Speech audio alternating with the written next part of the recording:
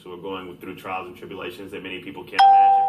But the fact is, as I quoted earlier, I have to quote again, Dr. Martin Luther King Jr. said, of all forms of inequality, injustice, and health is the most shocking and inhumane. So I think that but you can't just talk about Dr. King and whitewash him and eliminate the context.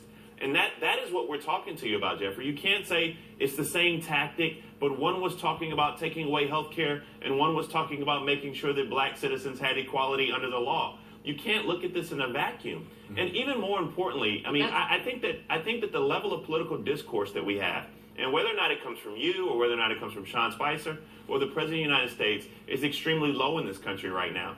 And that is the trouble that many people have. Many people are aghast by the fact that you can make a comparison between Donald Trump and Martin Luther King Jr., something that's unfounded. No matter how many times you set up the straw man, I did not do that. Okay, Jeffrey, let me ask you something. You have 3 people you work with, right? You work with Bakari, you work with me, you work with Simone. 3 people of color.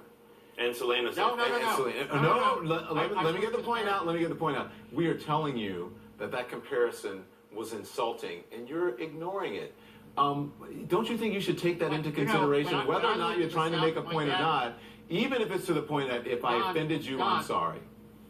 Don, when I lived as a teenager in the South and my dad lost his job standing up for a black waitress. You're not answering my question now. You're not answering my question in the moment. Don't take me back to some before the war crap. I want to hear what you're saying to the coworkers you work with now, Jeffrey. Answer the question now. I don't want to hear about stuff from 50 damn years ago.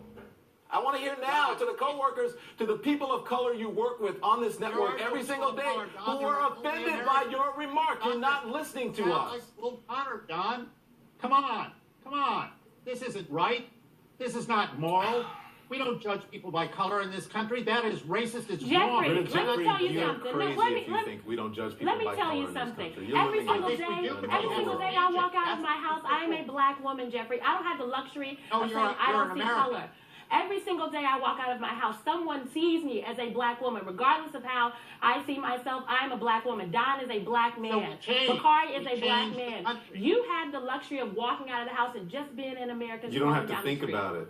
You do not have to think about it. And that, my friend, is a position of privilege. And when you have the opportunity to hear the other side, to listen, to have a real dialogue, you should take it. So Simone and Jeffrey, I think this is the conversation this is the gap in America that we have today. Mm-hmm. Because there's so many people who have these racial blind spots. Jeffrey it genuinely does not believe that anything he said this morning was incorrect, disingenuous, wrong, or harmful. Yeah. That is a problem, and if you can't have that empathy for someone who just literally told you that their father died, or I told you my father was shot, or Don is. We have two black personalities on late night TV, and one of them is telling you he's offended by it, sitting here before you. If you can't understand that empathy, then you got a problem. I got to take a break. We'll be back.